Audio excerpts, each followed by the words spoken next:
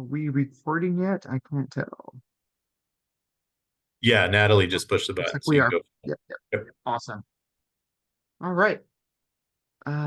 See how we doing. Pretty cool. 102. All right, let's go ahead and get going then. Wonder if we should wait one more minute, see if anybody's still trying to get their Zoom updated before they can jump on, because that always happens to me. We're up to 20 now. Very good. So yeah, let's go ahead and get going. Hey, welcome everyone. It is a beautiful day here in Austin. Though apparently not going to be beautiful for much longer. We're hitting freezing temperatures coming this weekend, which means that today's webinar is that much more applicable to today's environment. So welcome. So this is a design safe webinar. We do these about 3 or 4 times a semester. This is our first one kicking off for 2024. So welcome everyone and Happy New Year. My name is Charlie Day. I'm part of the training and professional development team here in Austin at the Texas Advanced Computing Center here in Austin. I'm also the training lead on Design Safe. So it's great to have you all. It's great to see the Design Safe community flourish. And it's all really great to present these webinars for you all and host them. A couple quick announcements. If you go to Design Safe's website, you will see that we have the Design Safe 101 link. That is, if you're brand new to Design Safe, you have no idea how to use it, and you're kind of curious on where to get started, how to use these computational machines that we have sitting that kind of power Design Safe, and how to take advantage of those computational resources. Click on that video. That'll give you a good 3-minute introduction to how Design Safe works and how you can leverage the computational power for your own research. Also, want to give you all a heads up that right now, if you do a Google on Design Safe Data Awards, we are looking for the Data Award winners nominees for the 2024 Data Awards. So jump on there. If there's a data set you like using or a data set that you are really proud of, feel free to nominate yourself or nominate one of your colleagues and bask in the glory of a Design Safe Award there. Also, I want to make a quick note that we have the applications for Design Safe REU.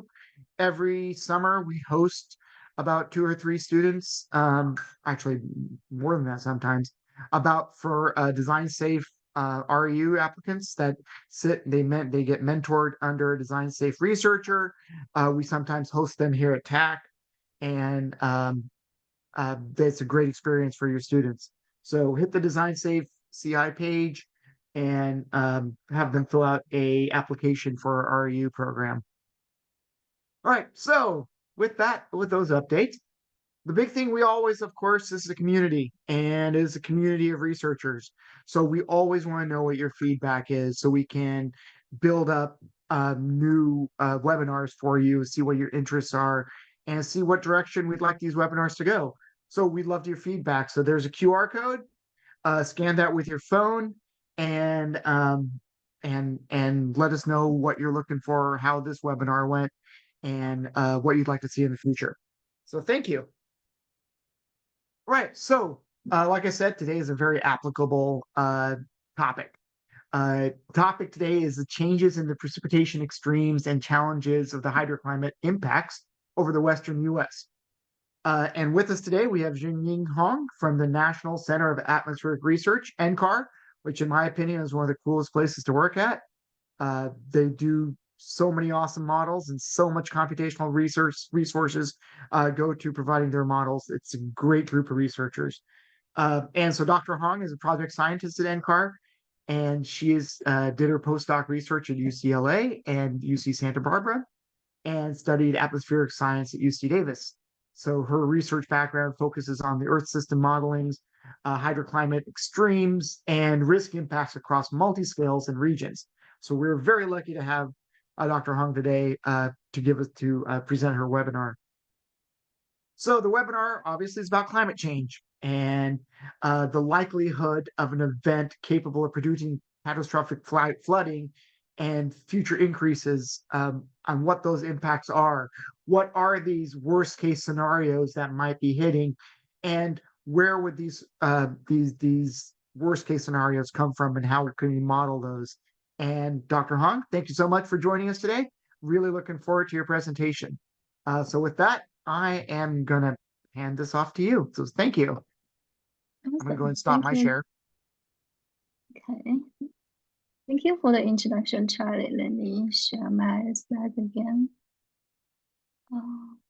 Like to add, if anybody has any questions, feel free to write those in the chat or in Q&A, or if you'd like, unmute your microphone and ask. We don't want too many questions coming at the same time, but feel free to use the Q&A and then we can ask some questions later.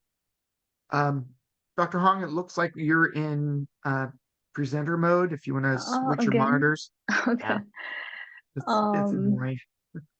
how about There you go. now? Perfect. Thank you. Okay. Okay. Good. Good. Right. Floor is yours. Okay. Thank you. Thanks. Thank you, Charlie. Thank you, everyone.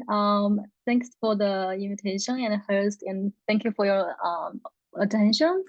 It's my pleasure to share some of previous and recent work on study precipitation streams over West US, especially over California. And I will focus on the Atmos rivers and the intensifying hydroclimate impacts. As you see here, this is the animation for the historical Atmos river events occurred in 2017 January. So that's the winter season that causes a heavy flood risk over the California. And yeah, so I'm currently working at NCA, and this work has been has been has been co has been my coworker. Sorry, I need to correct it to my coworker, Dennis Wan. And we prepared the slides together, but he's not available today, so I will actually take the lead to for the presentation. But I want to acknowledge my co-author, Dennis Wan, for the presentation and this work. Okay. I'd like to first give some background for the precipitation and the precipitation extremes under the warming climate. And here is a study from Pendergrass published in 2017. What you see here is the mean precipitation change in the future and the extreme precipitation change in the future. So you can see that for the mean precipitation change, it's not always like dry. It's not definitely dry or wetter. It could be dry or wetter.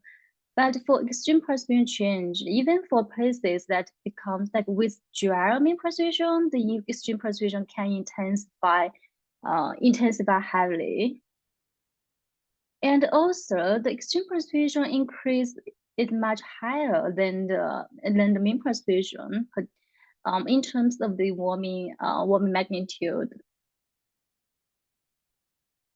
We also see like not only the precipitation intensity, but also the extreme precipitation frequency has increased, and which increased even more than the precipitation intensity.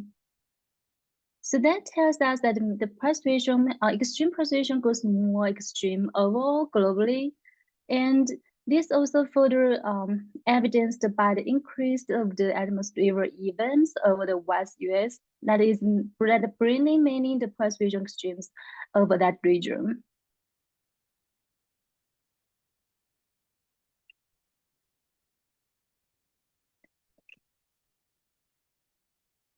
So what this means like for the water future,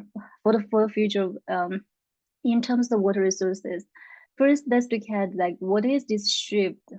What's this shift of the wetter and drier future?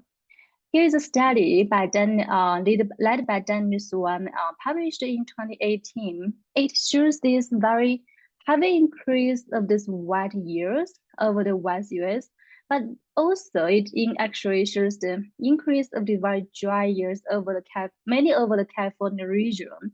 So what this means is like the shift of this extreme wet and extreme dry year will occur more frequent in the future.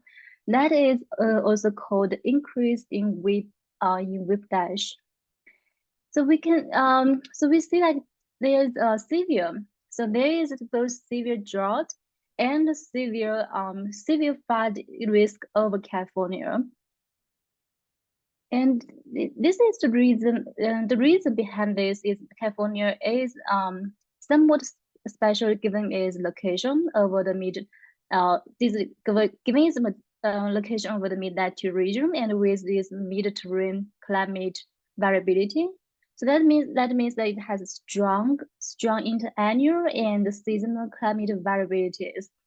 With this intensifying drought, wildfire, and extreme flood connect to each other in certain ways on the climate change. For example, like these events can can create a compound risk for geophysical hazard. For example, the extreme flood could increase the risk of this hazard in the area that with the large wildfire burn area, which with the large area of the wildfire burn region.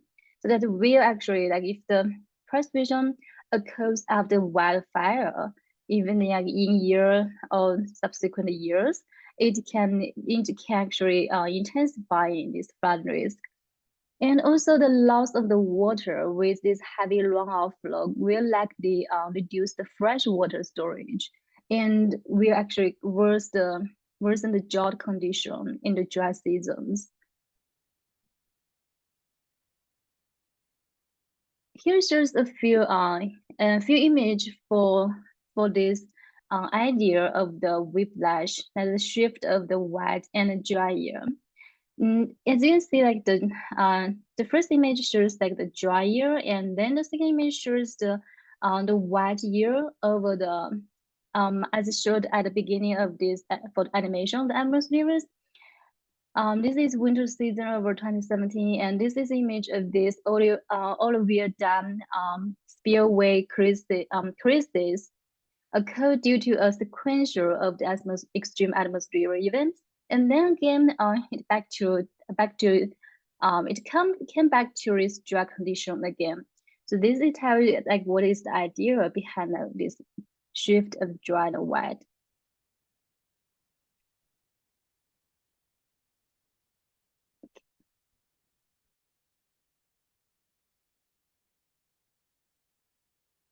And we had a study focused actually on the history, what history warming has caused the intensification of of this flood risk over the California, and also like what the future will imply for this for this impact. And taking the example of this Olivia Dam crisis occurred February 2017, we see that the runoff has increased due to warming for the Olivia event. And it is caused by a series of warm and wet atmospheres. Also, the collapse of this spillway on the dam, on Olivia Dam, it actually it resulted require of use of the emergency spillway, like to prevent the dam overtopping. And we showed that from our experiment and also comparing to observations, we had shown that history warming alone has increased the Olivia inflow by about 30%, which is significant enough to cause this infrastructure crisis into the emergency situation. And then what about the snowpack change? We know that the West US comes with a very complex terrain. It has its coast ranges and then inlands and also the mountainous ranges, all the way from northwest to southwest. And with this increased temperature and increased precipitation and intensified runoff, what happened to those snow overall? And here it shows a study from Mode published in 2018. So it shows that the West snow actually has been heavily impacted by the warming. and snow water losses are already observed. And this relative loss occurs mostly over the low to mid elevations. And for high elevation, there's relatively smaller losses. And all this means that the snowline will move to higher elevation and causes this onset of this earlier end to season and any earlier end to snow accumulation season. Also, the snow melt will peak earlier in spring. So this gives us the background of the precipitation extreme precipitation situation. Also, the overall hydrological impacts over West US. In the following slides, I will focus on talking about this so-called atmospheric events, and I will describe what are atmospheric events and what's the mechanism like driving those events, and also what actually what's the changes for those extremes and what will be the impact. Here shows the animation created by University of Michigan Engineering Department. So it tells us like so it shows this idea of this atmosphere of how atmosphere could bring a worldwide impact that not only over West US but also of other regions. So this is a global events, but we will focus on West US and especially California. First, I'd like to show a basic concept of this atmospheric events over the West US. Here for the left image is here the left image shows this satellite cloud dispatch that actually showing a stretching of this air storm from Hawaii to California that bringing heavy flood impact again for the example of the winter season of 2017. And you can see the track of this heavy water moisture water vapor transport over the subtropical to mid-latitude region, like hitting California region. And on the right side, this is a concept in the eye of the weather or climate.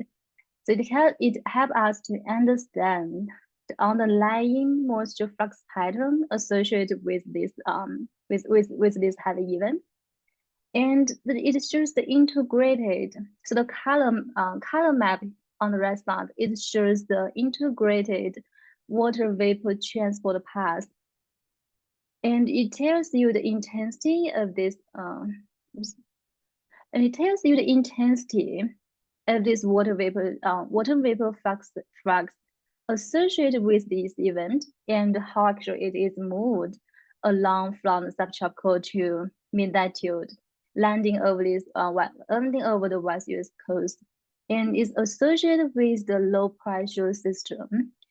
So overall, the atmospheric events can range from different scales. Some of them are beneficiary to bring the water resources, and some of them are too extreme and to cause the hazardous impacts over the West US regions.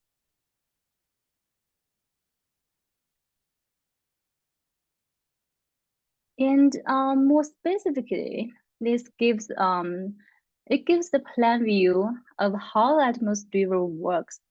And this schematic summary figure tells the structure and the strength of atmosphere based on the job sound measurement. So this is based on the observations, tells us the characteristics of this atmosphere in terms of the plan view.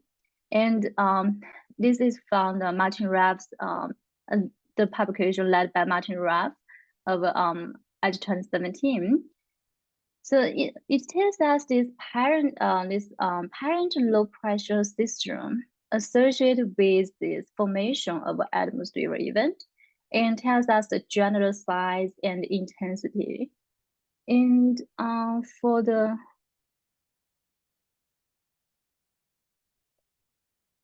and if we cut a cross section, do the cross sections to dash them at the left image, it will see the a vertical cross section features for the atmospheric event, and this whole message, the whole message overall of the at the right side image tells us the cold front low level jet system, and at the upper level associated with this extreme atmospheric event. So not necessarily to be extreme, but atmospheric event overall. And further, it is infographic. Tells links the atmospheric events to the hydroclimate impacts over the West US. You can see there's a heavy water vapor transport associated with these events, and when it is associated with this narrow band of the enhanced water vapor over the coast regions, and it travels over the inlands and mountainous regions. It carries large amounts of water vapor, and usually associated with strong winds, and could result extreme rainfall, snow, and associated flooding risk.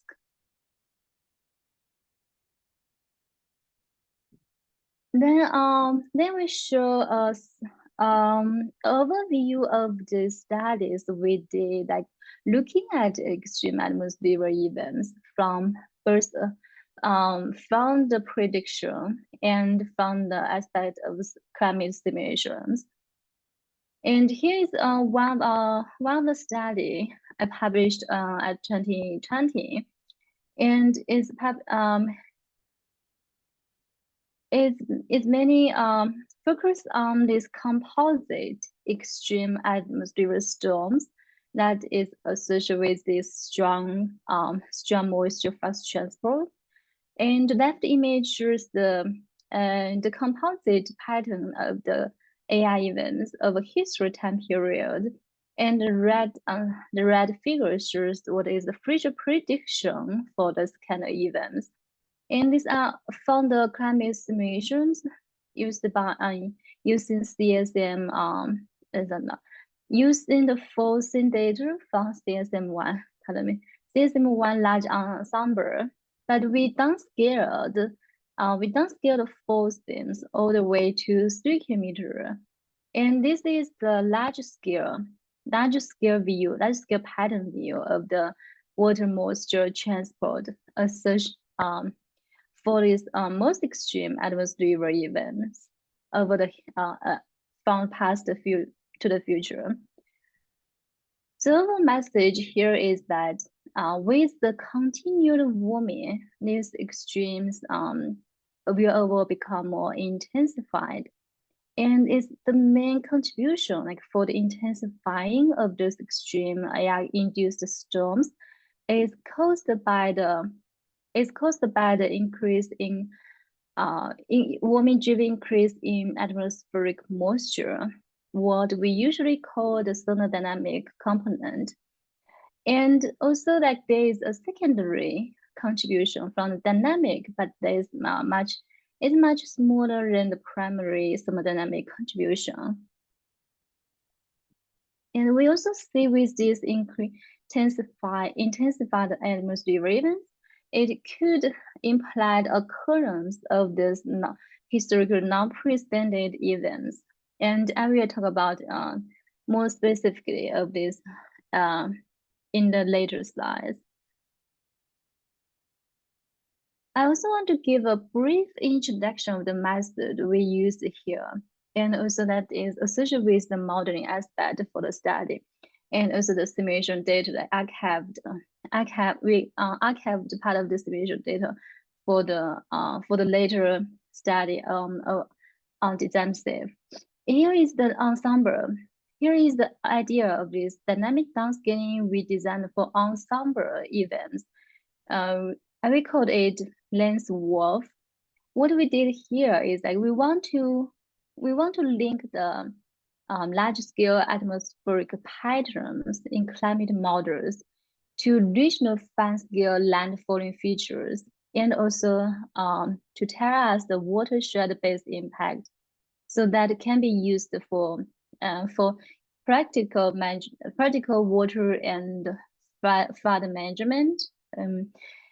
Then we defined this effective model framework study event occurrence and future changes under continuous warming. What the overall concept is, we retrieve the large-scale forcing from the CSM simulation, and we retrieve the data from large ensemble of the simulation data. So it can cover the variability of these events, but it also can give us enough sample of these extreme events statistically. And so we call it CSM1 lens. This is the forcing data set we have, and we need to retrieve the separate atmosphere event from this climate simulations, and these are global climate simulations. And also they are coast 1 degree coast resolution data set. The depth image shows a snapshot of one example of these AI events we retrieved from CSM1 large ensemble data set. And this is one of the historical AI event. And with the boundary and initial condition provided by the large ensemble design, then we can use the forcing data to downscale, dynamic downscale, and apply to wolf model. And for wolf model, we configure the domain all the way from 81 kilometer to 3 kilometer, so we can retrieve the fine scale result for the features of this event, both in the history time period and the future time period. And we did this event by event, so we can get a statistics analysis for an ensemble of those extreme events in different time period.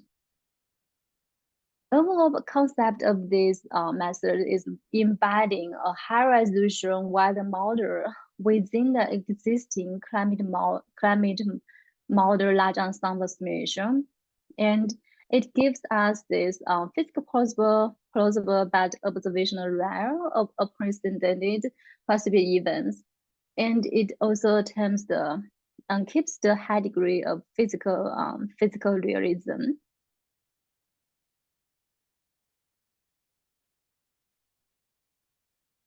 And followed by the overall research background and the methodology, I will focus on the most recent work on this megaflood risk of California.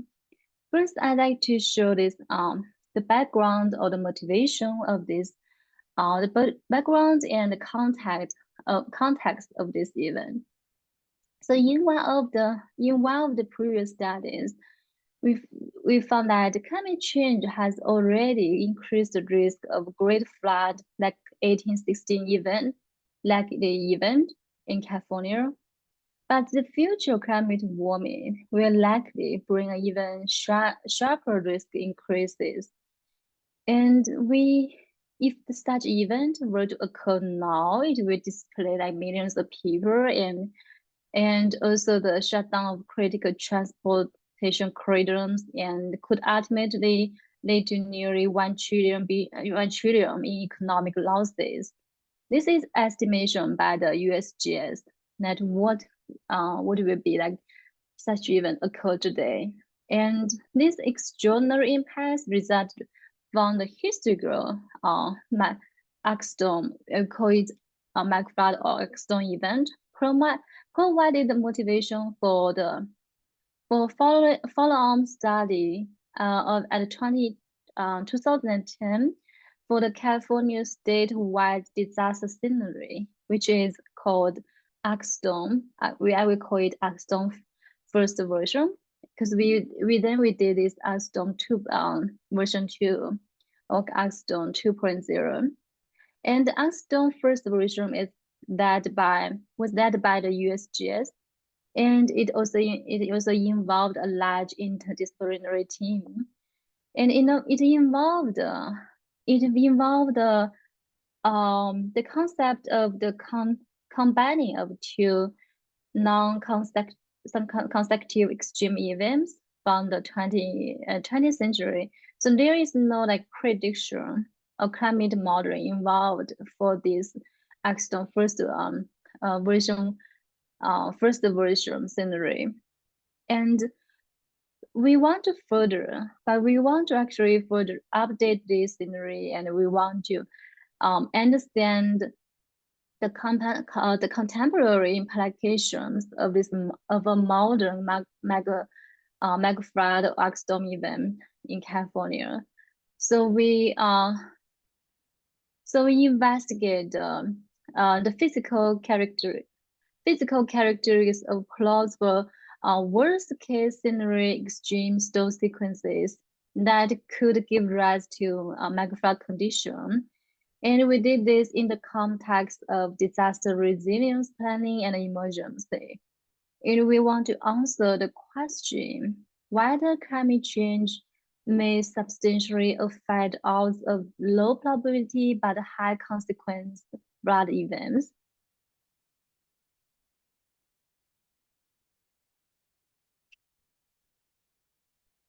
And to answer that question, we designed two new climate-aware scenarios, one for historical and one for the warming future. And we called Axstone 2.0. And we factor in the climate change signal and also the recent advances in climate modeling.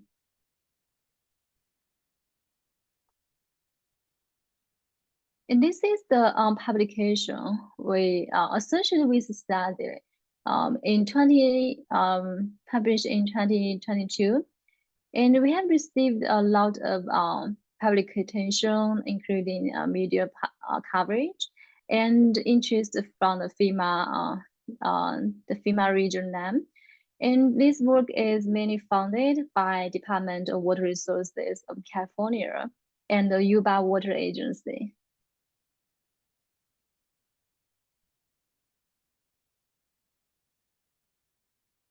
I had a short animation here that tells you the general idea of these weeks-long atmospheric sequences that actually causes this very extreme precipitation over the California region statewide. And this is prediction for the future Axstone scenario. And the animation shows the snapshot for this future scenario that is not a full version, but is a selected time slice of this water vapor transport, and also the induced precipitation. And tells you the sequences of these extreme areas and the associated large-scale water vapor transport and the cumulative precipitation during this concentrated monthly scenario. So you can get an idea. You can get an idea of the tracks of the storms and landfalling patterns, and also the heavy rainfall induced widespread across state. And as briefly mentioned in last slide, we designed two separate megastorm scenarios that is capable of causing a megaflood risk in California. And one is created from the history time period, and one is from the prediction from the warmer future climate. And we used the methodology we designed earlier, like combined large ensemble climate simulation force and density and the high-resolution wider climate model using the WRF. But for this study, we especially focus on these high consequences and low probability extreme megaflood event. And each of the scenery involve a 3 to 4 week long sequence of AI storms affecting California region.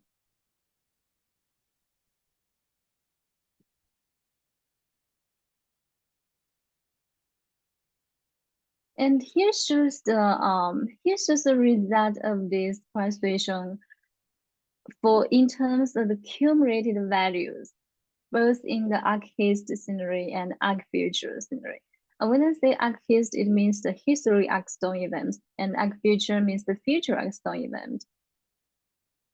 So for the monthly scenery, it tells that the maximum precipitation at the west location in California could reach about 85 inches in arc-hist scenery, and which actually could be 45% higher than the arc-hist scenery in the future.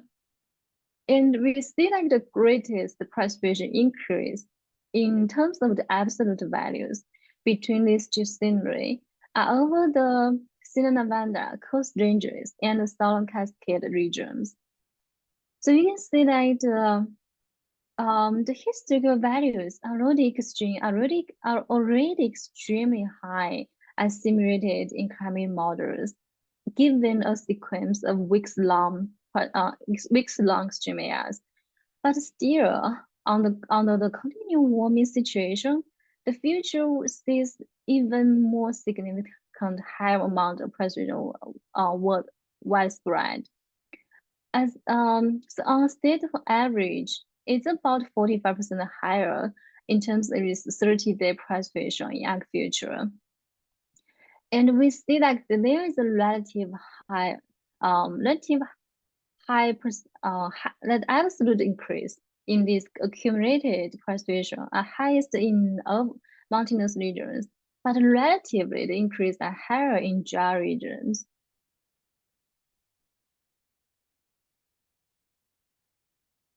So imagine that this 3 to week long sequence of this strong and moisture atmosphere induced storm that deliver feet of rain to most of California over continuous like month time period. You can imagine like what that means for this water and runoff and over this heavy impact region.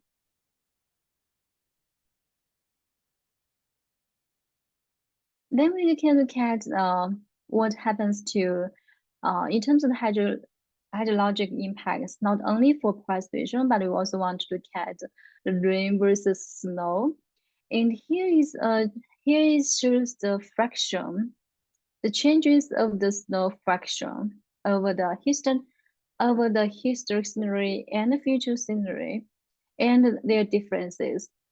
So the panel D here is for arc-hist, and the panel E in the middle is for the arc-future scenery, and the red bars shows the relative difference for the fraction. So the fraction itself in the percentage, so absolute difference is also in percentage.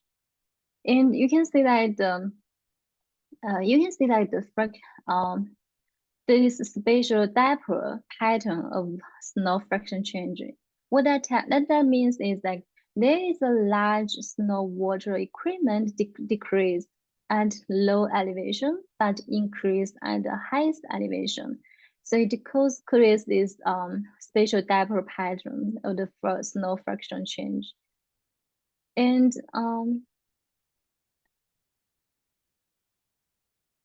also that there's in terms of this different geophysical location, we see there is a larger snow to rain ratio decrease in northern Sierra Nevada, and which is with smaller magnitude in the southern Sierra Nevada.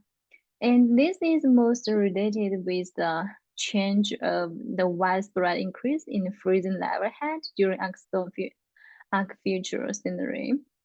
And also the warmer temperature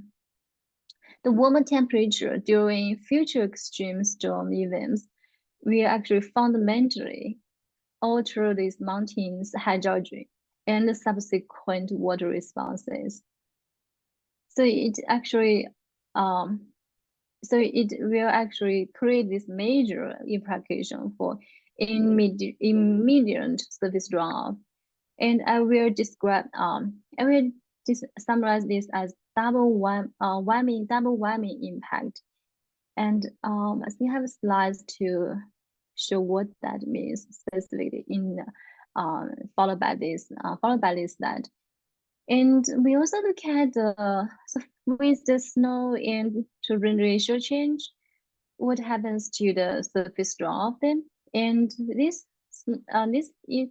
figure tells like under the warming climate, we will expect much higher runoff.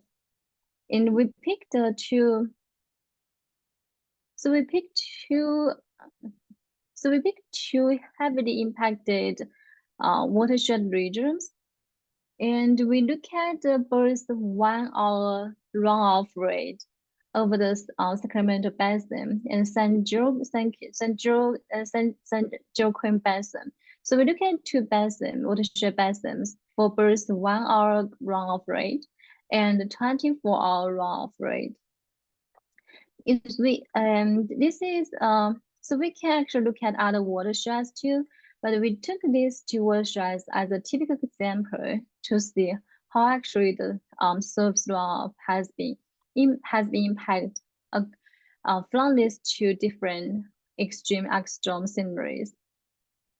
And on a statewide basis, the peak runoff during the arc future is more than double than during the arc scenario.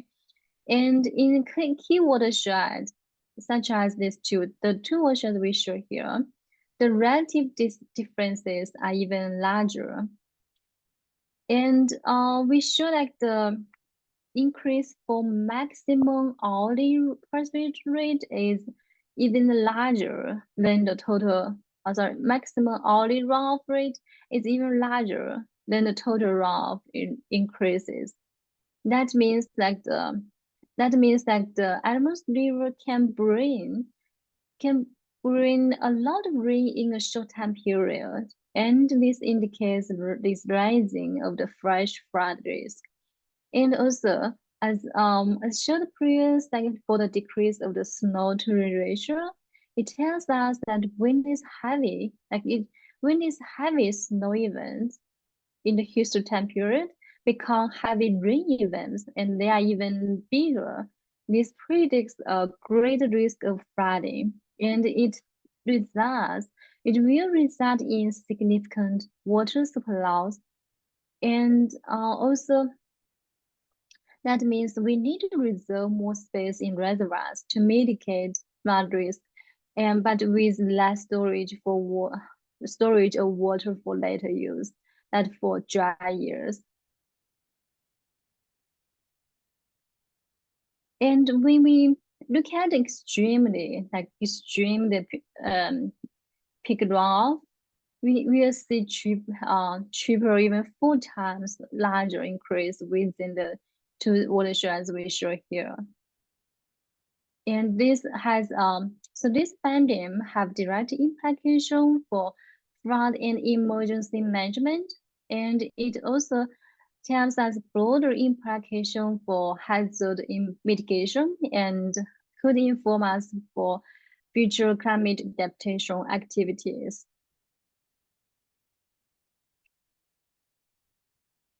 And when I talk about this double whammy effect, as I showed in the previous slide, what that means here is this combined changes of the so it combines the changes of precipitation and the changes of the snow to rain ratio, in resulting this the double whammy effect for the changes of the surface runoff.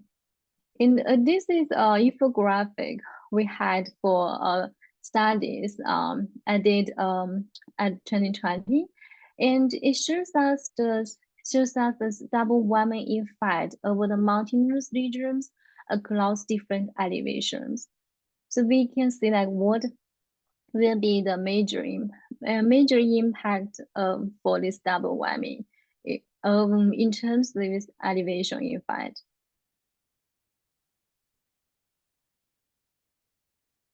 And for this, actually I have, yeah, for this double whammy effect, it means like it tells us how much warmer like this, it implied with how much warmer this storm gets, and also how much rain and snow falls, and also then how much water flows over mountainous surfaces, and also what this means for the water future.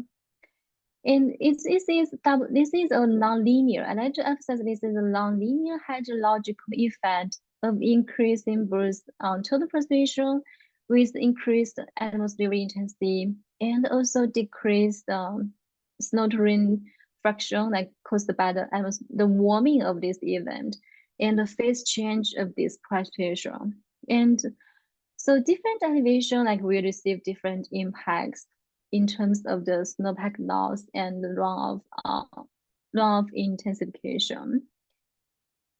And this double whammy effect could actually immediately affect the surface runoff at high elevations, but it can also be responsible for unexpected large increase in runoff volumes. And there is also argument, oh my apologies. There's also argument like for the cheaper whammy effect if we combine with this rain on snow event impact.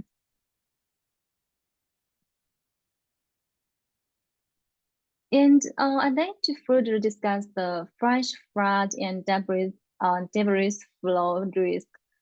So for this, we counted number of heavy precipitation hours in acute and future scenery. So the left image shows the number of the heavy precipitation hours, number of over the acute scenery, and the right image shows the number of heavy precipitation hours for future scenery. So you can see the much higher magnitude of this frequency of the heavy precipitation hours. And the highest number of these such hours also occurred in this orographically favored area. So in the future prediction, we can see this large and widespread increase in the occurrence of the high precipitation hours across essentially the entire precipitation, major precipitation domain. And in terms of these mean average changes, we see that the frequency of heavy precipitation hours is about 2 times even higher in the future scenery.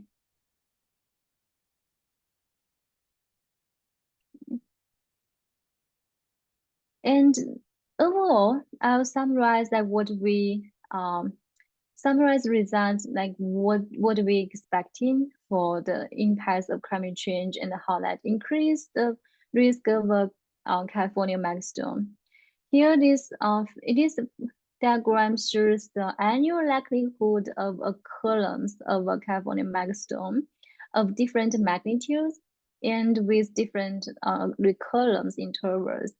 Here shows the here shows the occurrence of 15 years, 100 years, and 200 years, denoted by these different curves.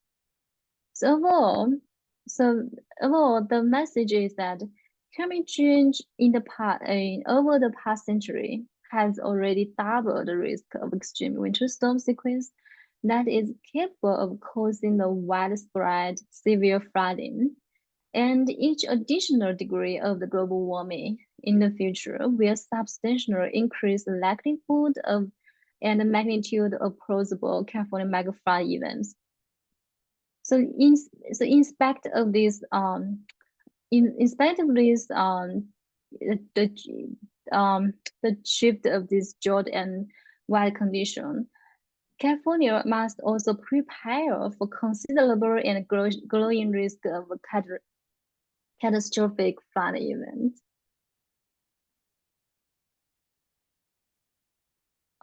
Given the time reason, I will skip this slide.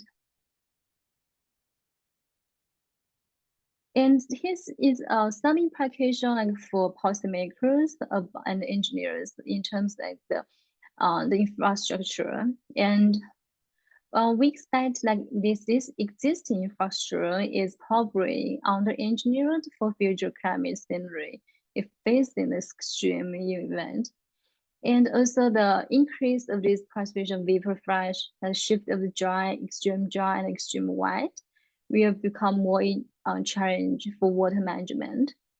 And also like the tension of this flood control and drought mitigation will become more pronounced. Here's some online ideas of how actually could be the possible ways to cope with increased extremes, like what we can do with flexible adaptations.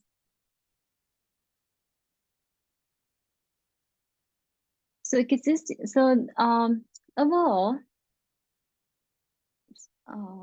okay, this is further like discuss how we probably can actually adapt to these changes. And it just give it general ideas, some of the general ideas, but it's not actually the focus of this presentation. So I want to give a summary for the poems like I discussed in these studies. So a modern California megaflood there will be unprecedented disasters, and it actually is a different geophysical hazard compared to others, and also much larger storm sequences will be is predict than what we observed in 20th century. And climate change has already like doubled out the extreme severe storm sequence that is capable of causing this extreme flooding. And the Axstone 2.0 project overall exploratory application and in a more physical and also like with more scientific prediction in terms using the state of the climate modeling and also the forcing data side. And then okay. And there's much more down for like in terms of the implication, we see like to mitigate risk.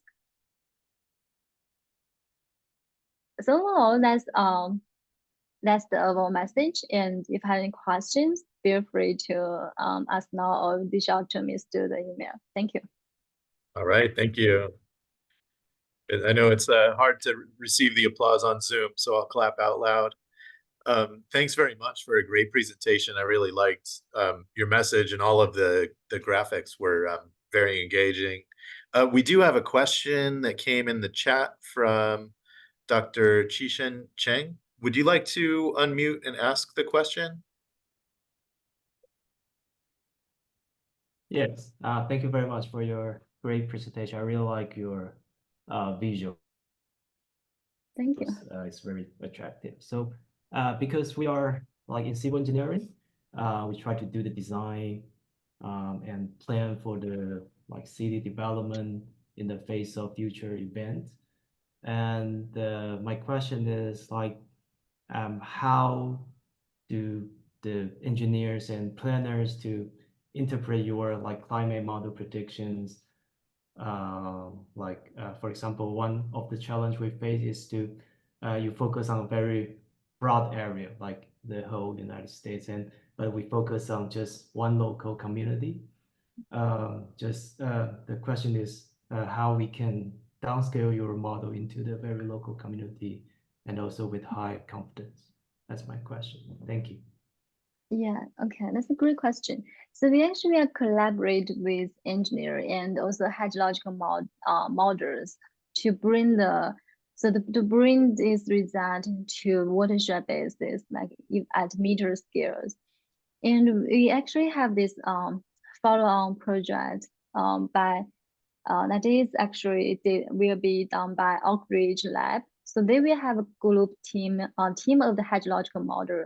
They will we use the full used output from our external simulations to force their hydrological models at meter scales, and then you can so basically like so you can also download the external data from Design Safe, and or you can reach out to me to get this for get the output for the statewide, and then you can configure your domain, like your region, the local region you want to focus on, and using that percentage decide to drive your hydrological model. Then you can give this much finer scale, because we have 3 kilometer frozen, but you can downscale it using your model to to meter scale.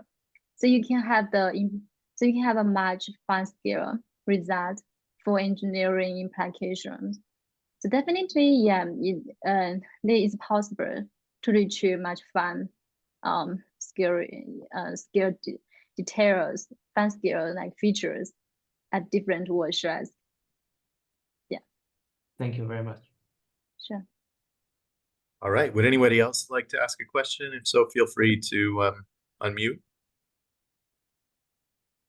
Maybe as we wait for that, I did have one question. I know that you chose Design Safe for publishing your data, and I'm curious if you looked into other options like Archive or some of the other, file repository systems, and why did you pick Design Safe as your mode of data publication? Yeah, that's a good question, like for the data archive motivation. And we found Design Safe is is user friendly, basically that you can describe this site in a good way. Like you're not only archive this site, but it tells you what that site is for. And also it can design for, especially like for the simulation data. Like it can actually apply to different purpose of the data site, right? In different way. So it has a good interface for both archiving and also like to describe the data site. And I like it, like it can separate the model forcings, the analysis output, and other like data different categories. So I think it's pretty like straightforward, but also user friendly archive system.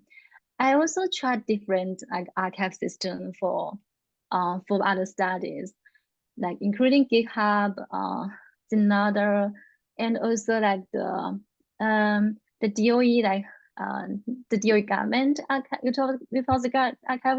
I mean, basically like we put this that in a repository, and so it shows you the file folder, and then README it's like different than Design Safe. Yeah.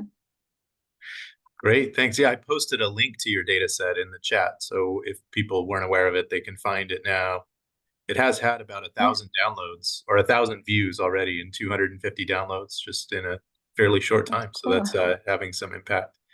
Okay, we are at the top of the hour. So thanks very much, Dr. Wang, for a great presentation and for being with us today. And congratulations again on the Dataset Award. That's a great thing. We do have another round of Dataset Awards coming up. So if anyone has used a dataset or has one, please feel free to nominate a project. And I'll hand it off to Charlie to close us out. Great. Thanks so much, Scott. Thank you so much, Jingjing. This was a fantastic data set, and it's a great research work. Thanks so much for hosting it on Design Safe. If you're interested to rewatch this, all of our webinars are archived on YouTube. To get there, you can actually just go to Design Safe's site and go to the Learning Center and to training, and you'll find all of our archived webinars over there. Once again, please, we really appreciate your feedback. So if you could take about a couple minutes, scan that QR code and give us some feedback on today's presentation and Design Safe in general, we would really appreciate it. Thanks so much. And once again, thank you, Jingying, for joining us today. We really appreciate your time. We really appreciate your efforts. And that's some amazing science that you're doing in our system. So we appreciate it. Thanks so much, Scott. Thanks so much, Natalie. And thank you, Design Safe community. Thanks you all for joining us today. Keep an eye on the Design Safe webinar in our Slack channel, and we'll let you know when our next webinar gets scheduled. Once again, thanks everyone. Appreciate it, and we will see you next time. Thank you. Thank you for host.